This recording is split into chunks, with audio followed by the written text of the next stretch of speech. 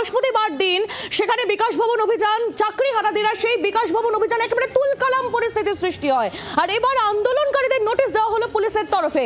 বৃহস্পতিবার বিকাশ ভবনে তুলকালামের জেরে 5 আন্দোলনকারীকে নোটিশ দিল পুলিশ। যে খবরের দিকে আমরা নজর রেখেছি, নির্দিষ্ট মামলা রুজু করে তলব করা হয়েছে পুলিশের তরফ থেকে। 5 জনকে তলব বিধাননগর কমিশনারেটের। বৃহস্পতিবার বিকাশ ভবনে তুলকালামের জেরে 5 আন্দোলনকারীকে নোটিশ দিল পুলিশ।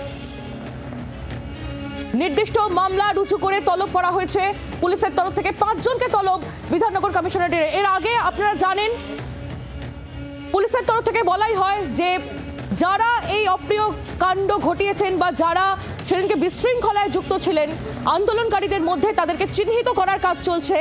এডিজি দক্ষিণবঙ্গ সুপ্রতিম সরকার তিনি সাংবাদিকদের মুখোমুখি হয়ে সে কথা জানান এবং এরপরই যে খবর সামনে এলো, 5 জন আন্দোলনকারীকে ইতিমধ্যেই চিহ্নিত করা হয়েছে পুলিশের তরফ থেকে এবং তাদের নোটিশও পাঠানো হয়েছে, তাদের তলব করা হয়েছে বিধাননগর কমিশনারেটের তরফ থেকে। নির্দিষ্ট মামলা রুজু করে তলব পুলিশের।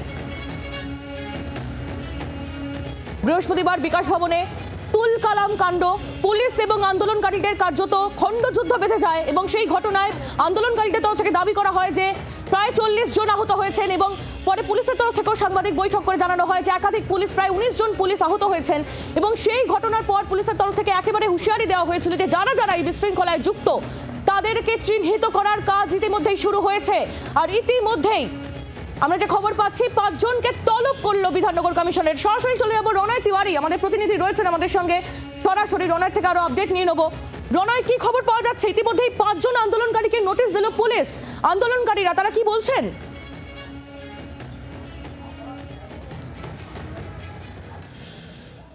দেখো, বিকাশ ভবনের যে মেন গেট, সেই মেন গেট ভেঙে দেওয়া হয়েছে বলে অভিযোগ, এমনকি পুলিশকে হেনস্থা করা হয়েছে, মারধর করা হয়েছে বলে অভিযোগ চাকরি হারাদের বিরুদ্ধে। বিধাননগর নর্থ থানায় একটি মামলাও দায়ের হয়েছে এবং সেই মামলার পরিপ্রেক্ষিতে বেশ কয়েকজন চাকরি হারাকে ইতিমধ্যে নোটিশ পাঠানো হয়েছে পুলিশের তরফে। একজন চাকরি হারা রয়েছেন আমার সঙ্গে, কৌশিক পালিত। কৌশিকবাবু, কতজন চাকরি হারাকে নোটিশ পাঠানো হয়েছে পুলিশের তরফে? এখনো পর্যন্ত আমাদের কাছে যা খবর তাতে আমাদের 6 জনের নামে নোটিশ এসেছে এবং সেটা হোয়াটসঅ্যাপে পাঠানো হয়েছে। তো এর বাইরে আর কারোর এখনো পর্যন্ত খবর নেই। তাদের 19 তারিখ বা 21 তারিখ দেখা করতে বলা হয়েছে। বলছি, পুলিশের তরফে তো একাধিক সেকশনে মামলা দায়ের রয়েছে ভারতীয় ন্যায় সংহিতার। 19 তারিখ এবং 21 তারিখে ডেকে পাঠানো হয়েছে যে 6 জনকে, তারা কি যাবেন? হ্যাঁ, আমরা লয়ারদের সাথে কথা বলছি এবং ওনারা যা বলবেন সেই মতো আমরা এগোবো। আপনারা শুধু সেই 6 জনই যাবে নাকি এখানে যে সমস্ত চাকরিহারারা ধর্ণা অবস্থানে বসে রয়েছে তারাও যাবে থানার সামনে? এক্ষেত্রেও বলবো আমাদের লয়াররা যা আমাদের সাজেস্ট করবেন সেই অনুযায়ী আমরা এগোবো। তবে যে 6 জনের নামে এসেছে শুধু তো সেই 6 জন নয়, আমরা 15,403 জন এবং আমরা সবাই তার পেছনে আছি এবং আমাদের পরিবার আছে এবং সাধারণ মানুষজন আছে, সবাই আমাদের পেছনে আছে। কিন্তু স্কুল তো খুলে যাবে জুন মাসের 2 তারিখে, ধর্ণা অবস্থান এখন চলছে। স্কুল খুলে যাওয়ার পর কি করবেন? স্কুলে কি যাবেন আপনারা নাকি এখানে ধর্ণা অবস্থান চালিয়ে যাবেন?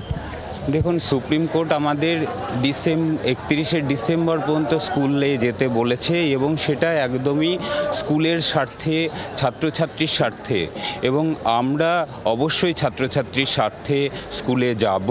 কিন্তু আমাদের যে কর্মসূচি, আমরা কোনো রকম অন্যায় ছাড়াও আমাদের যে সাথে যে অবিচার হলো তার জন্য আমাদের আন্দোলন কিন্তু চলবে।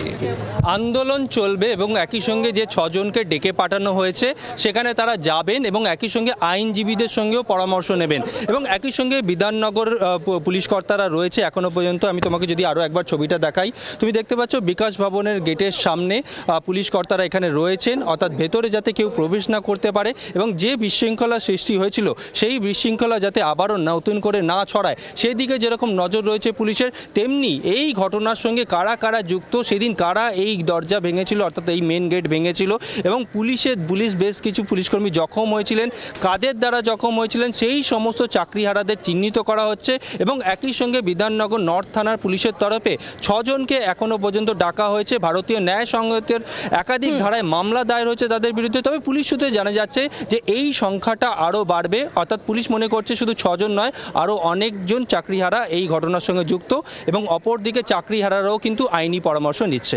আইলি, একেবারেই রনয়, ধন্যবাদ তোমায়। রনয় তিওয়ারি আমাদের প্রতিনিধি সরাসরি ছিলেন আমাদের সঙ্গে।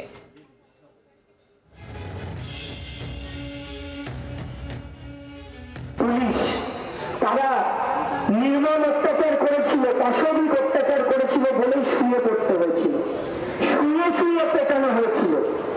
তাই শোয়াটা ক্যামেরায় মুখ দেখানোর জন্য নয়, এটা আত্মরক্ষার্থে এবং অত্যাচারের জন্য রক্তাক্ত হতে হয়েছে।